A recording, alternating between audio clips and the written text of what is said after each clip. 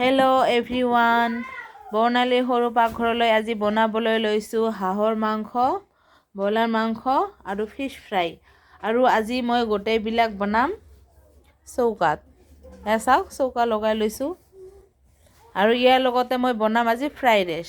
তো আহক বন্ধুসকল, মই কেনেকৈ বনাওঁ আজি আপোনালোকক দেখুৱাম।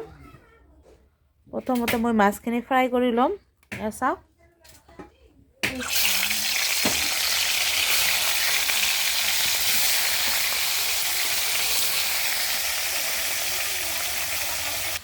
মই ফ্ৰাইড ৰাইচৰ কাৰণে লৈ লৈছোঁ চাওক, বাসমতি চাউল 1.5 কেজি। আৰু চৌকাত বেছি দেৰি হ'ব, বহুতখিনি ৰান্ধিব লাগিব, সেইকাৰণে মই বাসমতি চাউলৰ ভাতখিনি ইয়াতে গেছতে বনাই ল'ম। মাছখিনি মোৰ ভাজা হৈ গৈছে, এতিয়া নমাই ল'ম।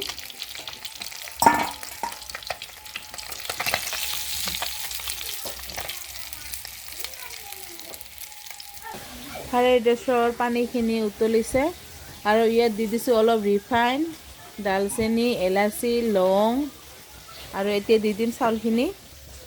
এতিয়া মই চাউলখিনি দি আছোঁ।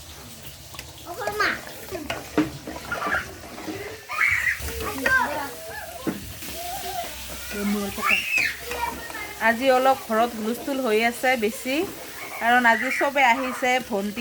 ভণ্টি দুটা আহিছে, মাহী আহিছে, সেইকাৰণে আজি অলপ বেছিকৈ বনাইছোঁ চব।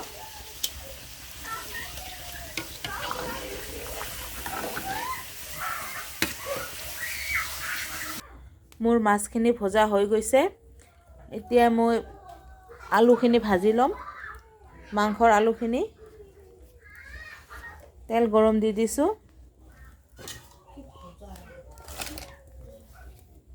এইফালে মই মাংসৰ কাৰণে আলুখিনি ভাজি আছোঁ আৰু মায়ে এইফালে ফ্ৰাইড ৰাইচৰ ভাতখিনি কাঢ়ি আছে। চাওক, আৰু ফ্ৰাইড ৰাইচৰ ভাতখিনি মই নমাই লৈ এনেকৈ ঢালি লৈছোঁ, ঠাণ্ডা হ'বলৈ দি দিছোঁ। আলুখিনি ভজা হৈ গৈছে, নমাই লৈছোঁ। এতিয়া মই ব্ৰইলাৰ মাংসখিনি বনাম। এতিয়া মই ইয়াত বনাম হাঁহৰ মাংস, শুকান জলকীয়া,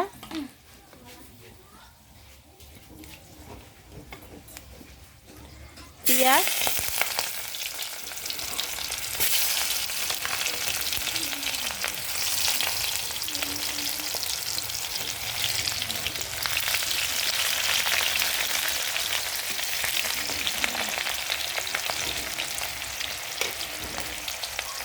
আৰু মই দি দিছোঁ তেজপাত, ক'লা জিৰা,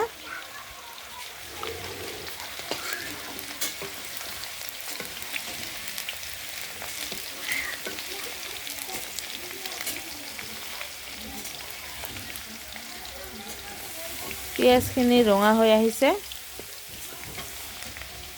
আৰু মই এতিয়া দি দিম হাঁহৰ মাংসখিনি।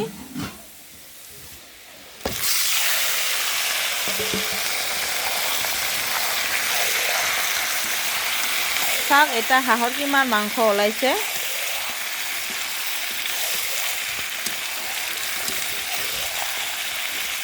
হাঁহটোৰ কিন্তু তেল হৈছে।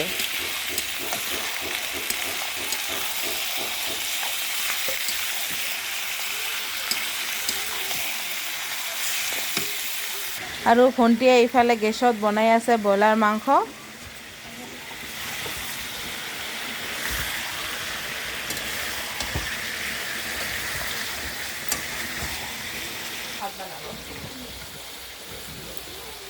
সোৱাদ অনুযায়ী নিমখ,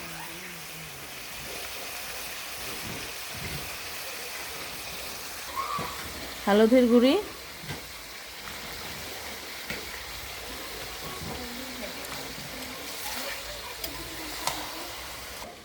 এইখিনি আদা নহৰু পেষ্ট, আৰু এইখিনি পিঁয়াজ আৰু জলকীয়া পেষ্ট। এইখিনি মই এতিয়া দি দিম।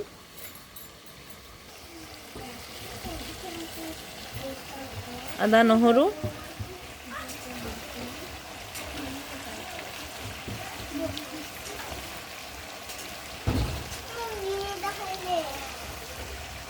জলকীয়া আৰু পিঁয়াজ, আৰু এইখিনি মই ৰাখিছোঁ ব্ৰইলাৰ মাংসৰ কাৰণে। এইখিনি ব্ৰইলাৰ মাংস দি দিম।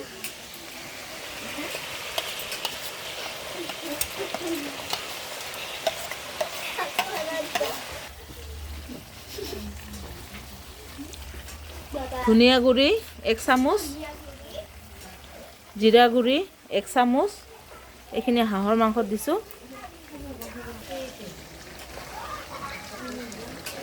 ধনিয়াৰ গুড়ি 1/2 চামুচ ব্ৰইলাৰ মাংস, আৰু জিৰাৰ গুড়ি 1/2 চামুচ ব্ৰইলাৰ মাংসত। দুটা মাংস একেবাৰে বনাই আছোঁ। ব্ৰইলাৰ মাংসটো বনাই আছোঁ গেছত, হাঁহৰ মাংসটো বনাই আছোঁ চৌকাত। এয়া চাওক হাঁহৰ মাংসখিনি ইমান তেল ওলাইছে। হাঁহটো কিন্তু বৰ তেলা নাছিল দেই। এয়া চাওক,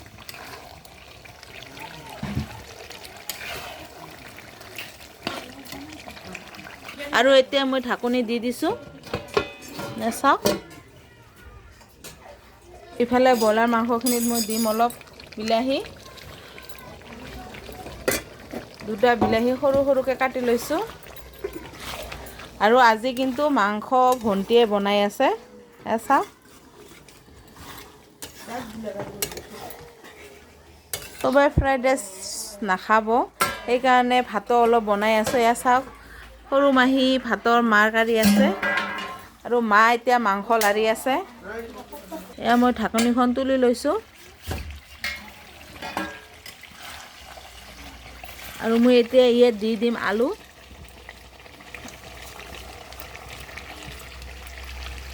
আৰু এইকেইটা আলু মই ব্ৰইলাৰ মাংসত দিম। এইকেইটা আলু মই দিছোঁ ব্ৰইলাৰ মাংসত। মাংসৰ আলুকেইটা খাই ভাল লাগে, চবেই খায় আমাৰ ঘৰৰ, সেইকাৰণে মই আলুখিনি দি দিছোঁ বেছিকৈ মাংসত। এয়া চাওক ব্ৰইলাৰ মাংসৰ কালাৰটো কি ধুনীয়া হৈছে। আৰু মই আকৌ এবাৰ ঢাকি দি দিম, ঢাকনি দি দিছোঁ। হাঁহৰ মাংসখিনি সিজিব লাগিব। আৰু 2 মিনিট পিছত মই ঢাকনিখন তুলি লৈছোঁ।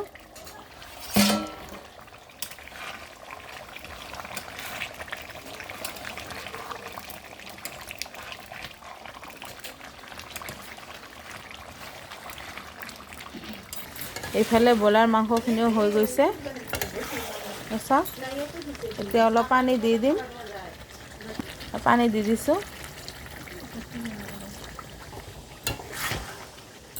হাঁহৰ মাংস আছে, সেইকাৰণে মই ব্ৰইলাৰ মাংসখিনি বেছি ঝোল নকৰিম।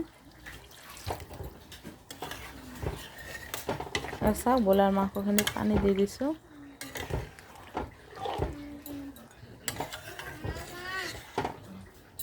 আৰু এইফালে হাঁহৰ মাংসটো হৈ আহিছে প্ৰায়। এয়া চাওক, আৰু চাওক, এয়া হৈ গ'ল আজি মোৰ ব্ৰইলাৰ মাংসখিনি। গেছটো বন্ধ কৰি লৈছোঁ। মোৰ হাঁহৰ মাংসখিনি হৈ গৈছে চাউৰা। এতিয়া মই পানী দি দিম। চাওক, মাংসখিনি সিজি গৈছে।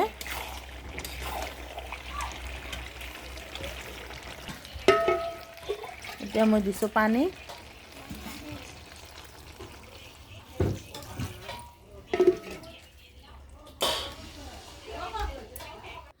আৰু অলপখিনি দি দিছোঁ পানী।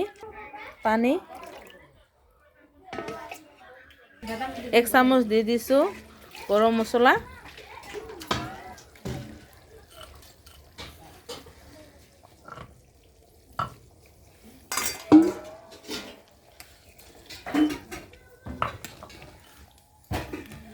আৰু মোৰ হাঁহৰ মাংসখিনি হৈ গৈছে। এতিয়া মই নমাই ল'ম। এয়া চাওক, হাঁহৰ মাংসটো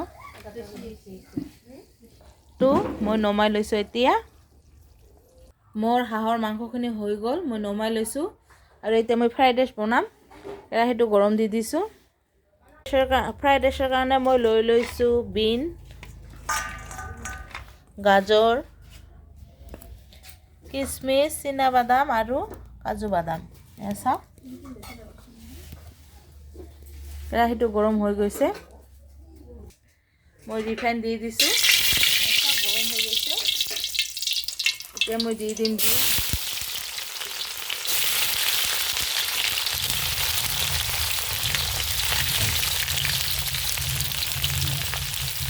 গাজৰ,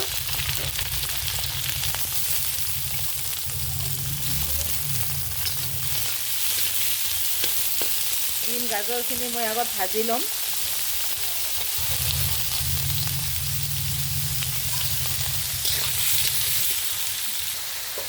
সোৱাদ অনুযায়ী নিমখ,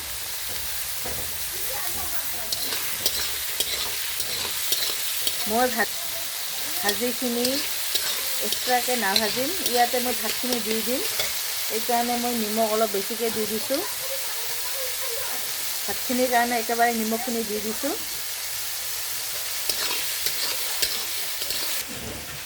বাদাম, কিচমিচ আৰু কাজু বাদামখিনি দি দিছোঁ। এইখিনি অলপ ভাজি ল'ম। মোৰ এইখিনি সিজি গৈছে। এয়া চাওক, বিনখিনি, গাজৰখিনি সিজি গৈছে। আৰু মই এতিয়া ভাতখিনি দি দিম।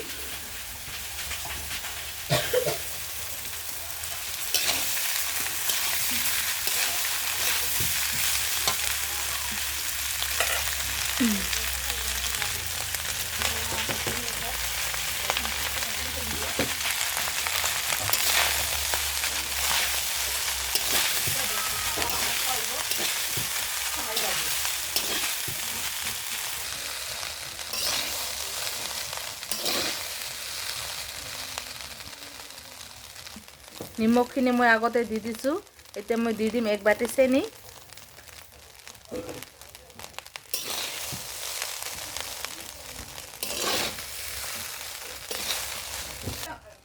পাঁচ মিনিট মই এইখিনি এনেকৈ ভাজি ল'ম।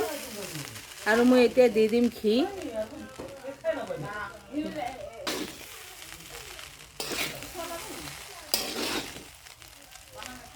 তো বন্ধুসকল, আজি মোৰ হৈ গ'ল ফ্ৰাইড ৰাইচ, হাঁহৰ মাংস আৰু ব্ৰইলাৰ মাংস। এতিয়া মই আপোনালোকক পৰিৱেশন কৰি দেখুৱাম। এয়া চাওক, আজি মোৰ ফ্ৰাইড ৰাইচ, হাঁহৰ মাংস আৰু ব্ৰইলাৰ মাংস। তো বন্ধুসকল, মোৰ ভিডিঅ'টো যদি চাই ভাল লাগে তেতিয়াহ'লে লাইক কৰিব, কমেণ্ট কৰিব আৰু শ্বেয়াৰ কৰিব। ধন্যবাদ।